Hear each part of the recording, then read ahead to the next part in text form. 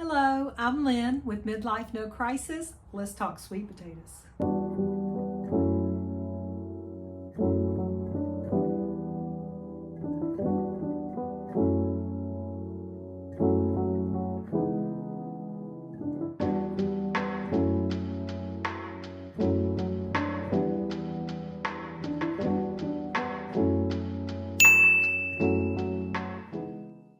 First of all, sweet potatoes are in the morning glory family. They are not a nightshade like normal potatoes, so you don't propagate them the same way that you would propagate regular potatoes. First thing you'd have to do with sweet potatoes is grow some slips.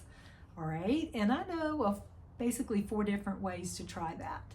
First of all, if you have a regular grocery store sweet potato, from not organic, just a regular sweet potato, if it sits on your counter long enough, it's going to grow its own slips. They don't last that long at my house, but I called my daughter this morning and I said, do you happen to have a sweet potato on your counter at home?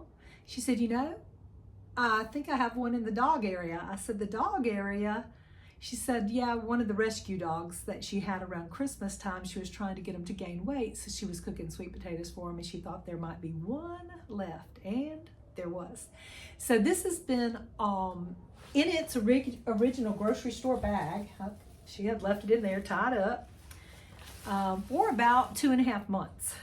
And as you can see, it has quite a few sprouts out the end, and those sprouts are what we call slips. It's the sprouts, the rooted sprouts, let me put it that way, the rooted sprouts that you need to plant in order to grow sweet potatoes. And there are some faster ways to do this, but this is a great way to start.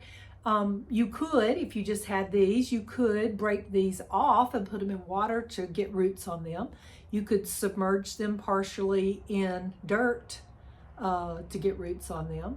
So those are a couple of ways.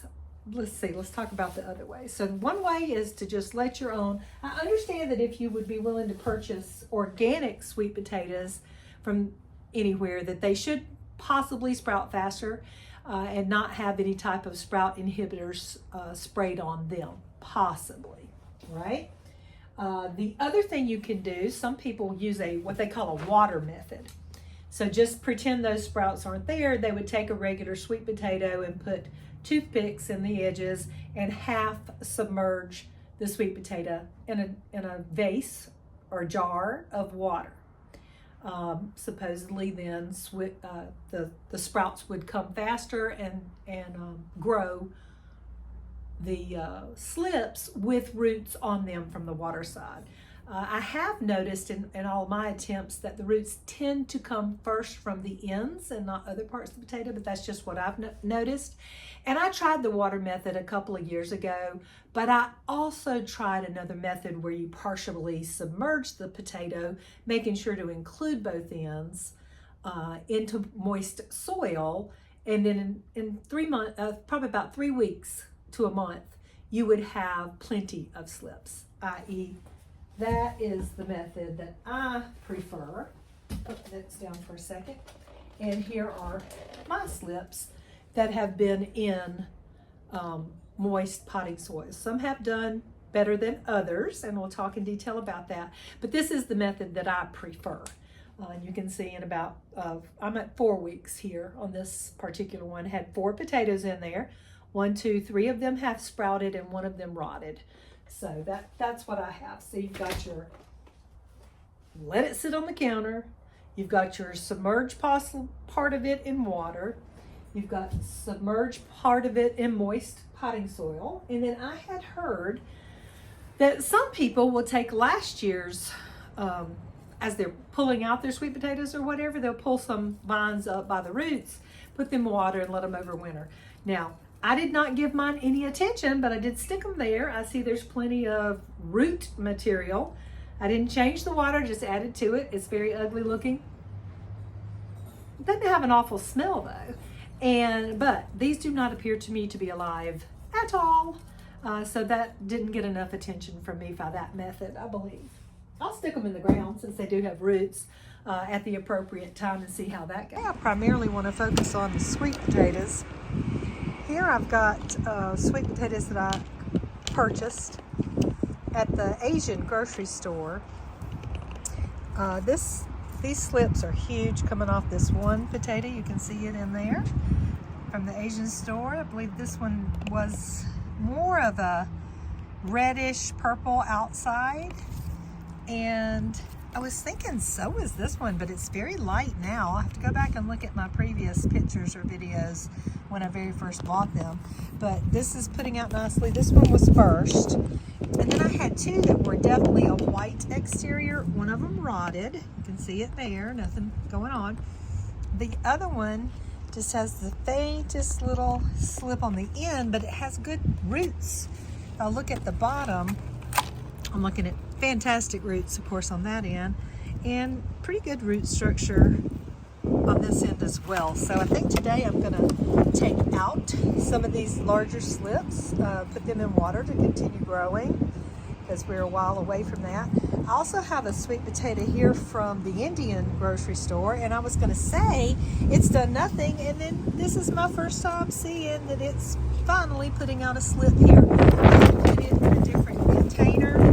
It's more of a fruit container that I maybe had purchased strawberries or something in, and I think it was getting too dry too fast. But nonetheless, I see now that it is making something happen, and I realized I forgot to get a regular old orange sweet potato from the regular grocery store. So from the Asian store, these were two purple sweet potatoes from the outside, and they have sprouted very well. This is huge. This one was slower. I think it's because they sprout on the ends first, and I wasn't paying attention to that. So I don't think I had my soil level high enough. I love that they're in a clear container. You can see how substantial the roots are, and they go all around the container. So I am just going to take out this biggest one. I think I am. Let's see. Let me try a fork. And let's just investigate, see what we've got here. Oh, goodness. Oh, my goodness. It's like a solid mat. This is awesome.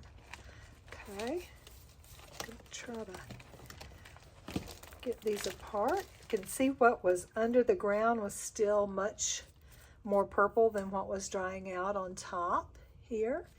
And look, I do have nice roots on this other end where I didn't have a sprout yet, but I did have nice roots. Get this moved over to the side so you can see that better. Nice roots over here, but no sprout coming up, and sprouts up over here, not many roots. That does remind me, I think when I have seen successful ones done in water, they'll be like this with roots coming out the bottom and the sprouts coming out the top. My goal will be to get roots on these sprouts. Let me get the more mature one out. Okay, so here we are with this one. Lots of roots over here, and I'm brave enough to try to break some of these off and see if I can bring roots with them. And if I don't, I will. Oh, those are hard to get off. Let's try pulling them out this way. Oh, don't know if that was a good idea or not. I might leave this. See what I've got going on here. Looks like I'm going to be having some other sprouts. These roots are out the other end, but I don't see any sprouts on them. I see a sprout coming out here. These sprouts, this one on the end here appears to have a bit of root with it already. I would like to try some of these in dirt and some in water. So for sure the ones that don't have any root, I don't want to put those in dirt yet. I will probably prefer to put those in water. I think I'll leave these two big ones on there because I don't see any root on this end.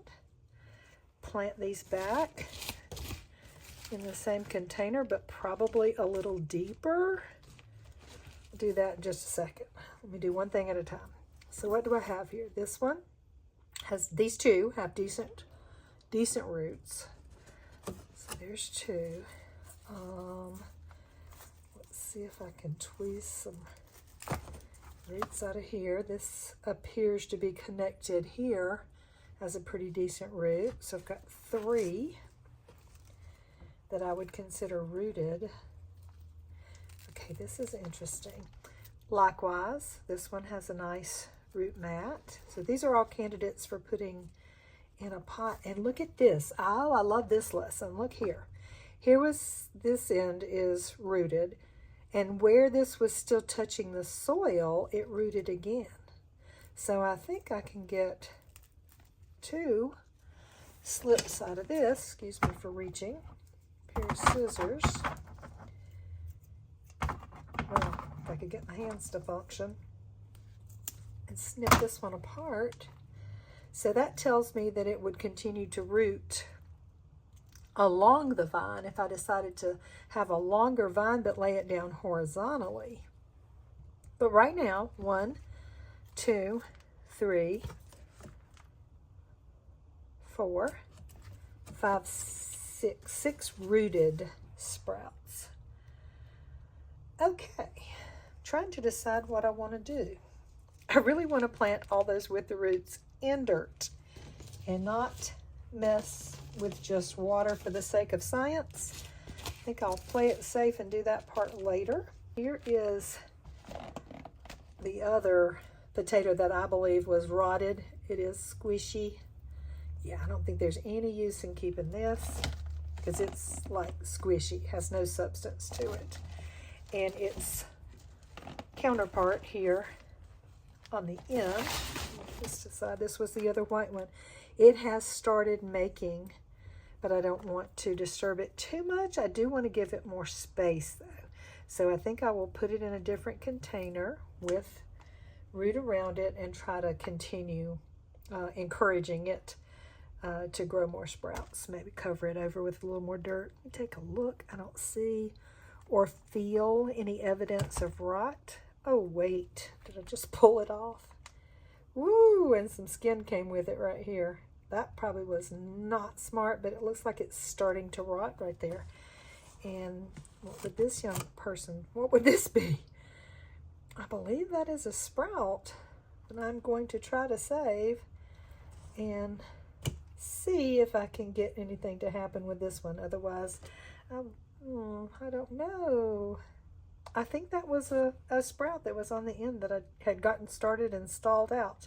So I will try to replant that and see what comes of it. And this is mushy in the middle. Still firm on this end where the one sprout was, but definitely mushy on the bottom. Okay, I'm going to replant that, and I may make another trip back to the store to try a couple more white ones and try not to keep them quite so moist. We'll see. All right, this is what I've decided to do. I put enough soil in the bottom that nothing would be touching the plastic. So I'm definitely laying on potting mix with vermiculite in it. And I'm going to cover over what I have here. Hopefully, I may even bury the whole potato at this point because I see I have one. Well, I thought I saw, there I feel it. I had one slip started on the top. I've gotten it too dirty for you to see now. There it is, coming out of the top right there. You can see the little slip here. So I'm going to get some more dirt, cover these over, and I think next year make myself a note that I want a deeper container to do these in. Again, the ones I left on had no signs of roots at the slip, and I'm going to pot up these other ones that had roots with the slip. So here we are, got the dirt like this. The bottoms of these slips, dirt around them, or soil, pardon me, with a little bit of vermiculite, potting mix and vermiculite. And I think that's the way I'm going to leave these two sweet potatoes and see how it goes.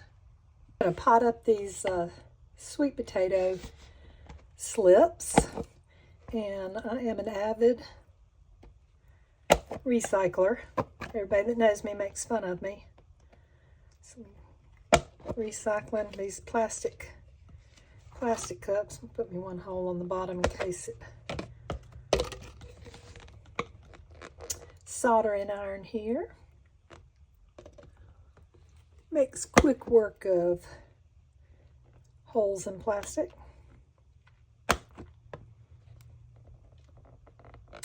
And I picked out these because they were tall, and I'm thinking I can put some dirt in the bottom, then put in the slip as it is, and probably put dirt up until the first set of leaves,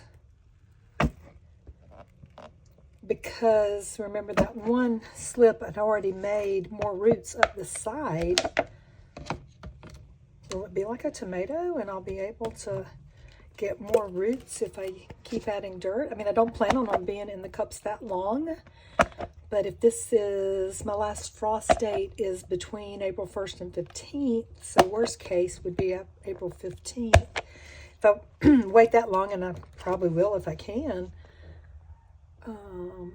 all of March, 2 weeks and 6 weeks, how much will they grow in 6 weeks? I am not sure. Might want to take them out of these cups and plant them in something that's more horizontal to see if they would pop up more slips. I'm not sure. Oh well, we'll just get started and see how it goes. Okay.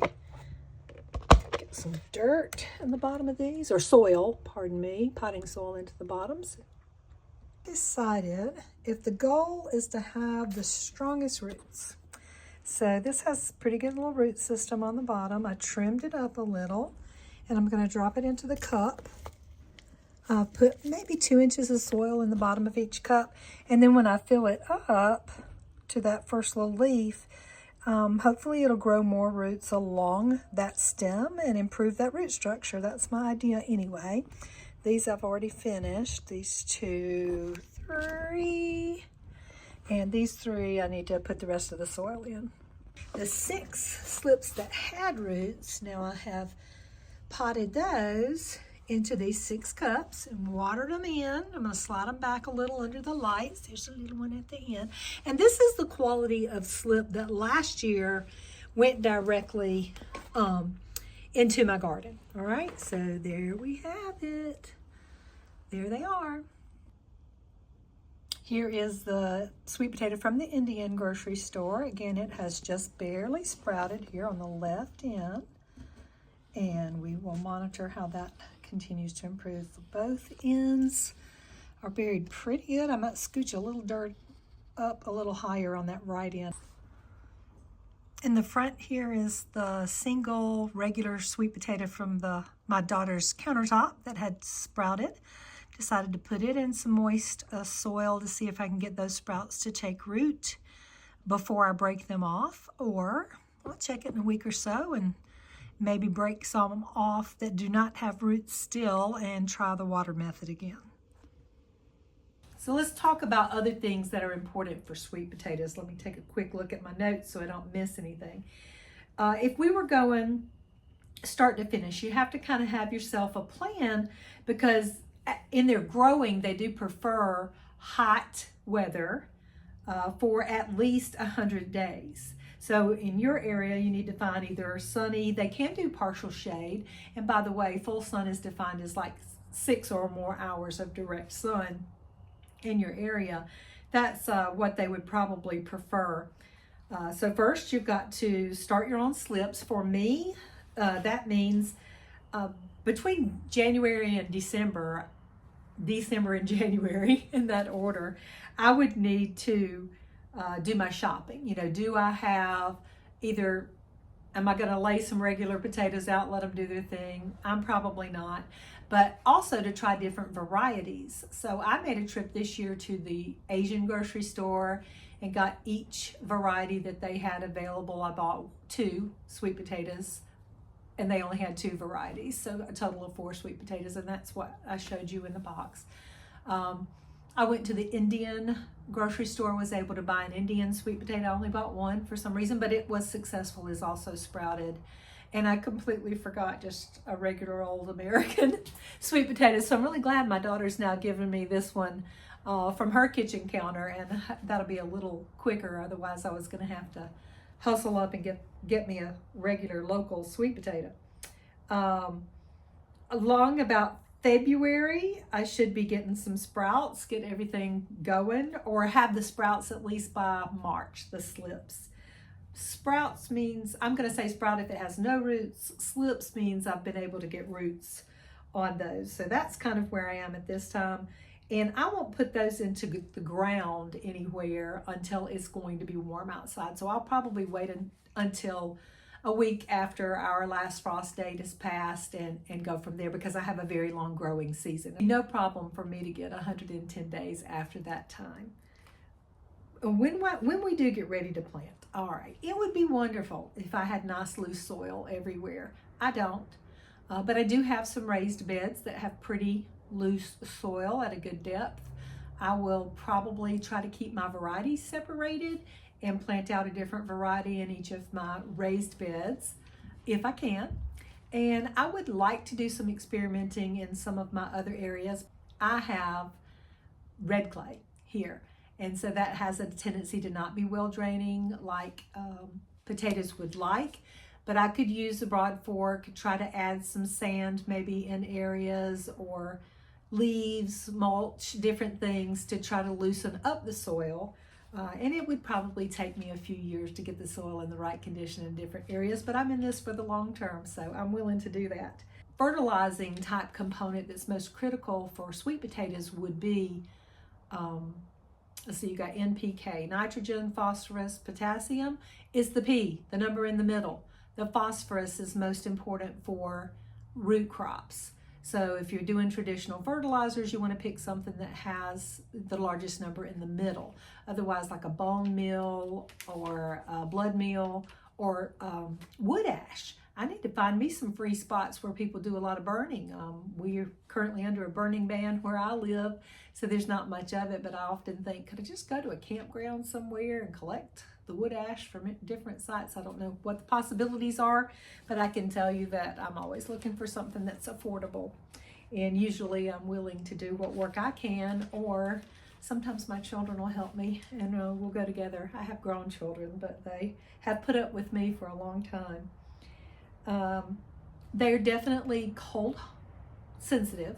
So again, waiting for that warmer weather, plant them about 2 feet apart.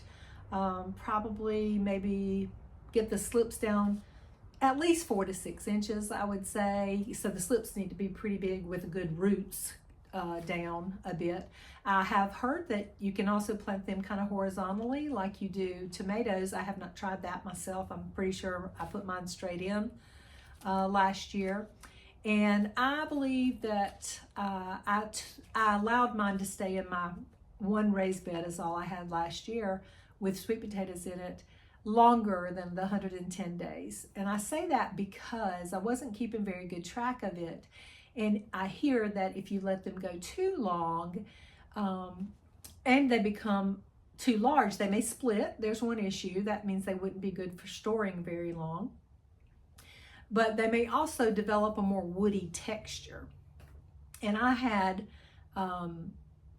the potatoes that we grew last year. We did not grow a lot. I think I only made like maybe 5 or 6 slips and put them in this one raised bed. And it gave us enough of a harvest, which we have a decent sized family.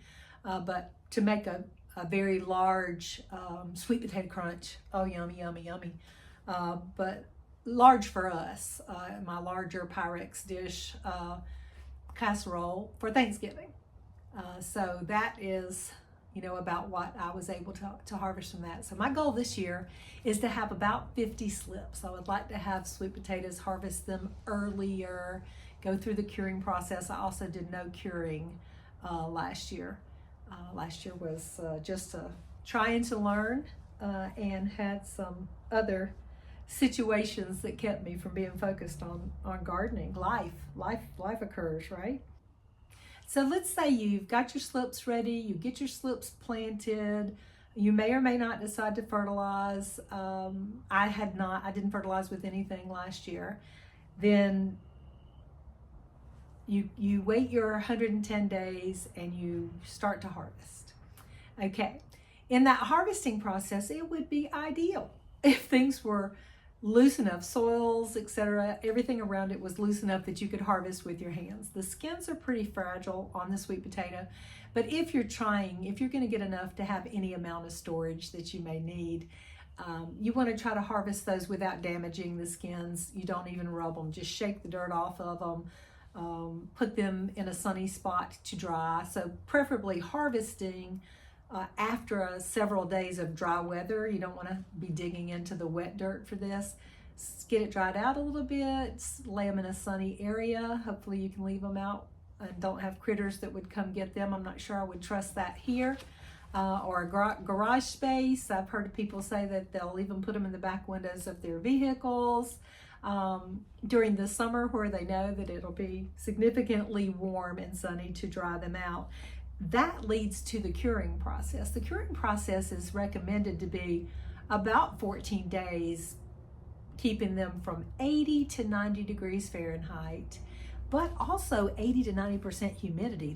That's a bit difficult in some areas. I live in a pretty humid place, but not that humid, I don't think.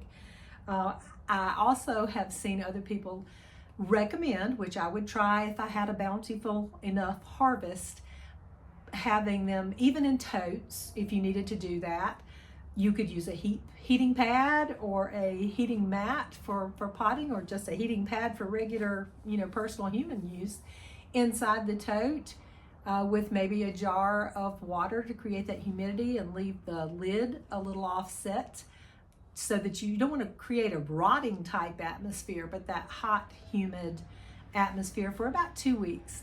And whatever way you could achieve that, even if that, again, was just your garage space was going to be hot enough because it's not got HVAC control during the summer, or whatever would work for you. But hot, humid, 14 days supposedly converts some of the starches to sugars and makes them sweeter. I did not do any curing and I was completely satisfied, but I had such a small crop just for really one big meal for us.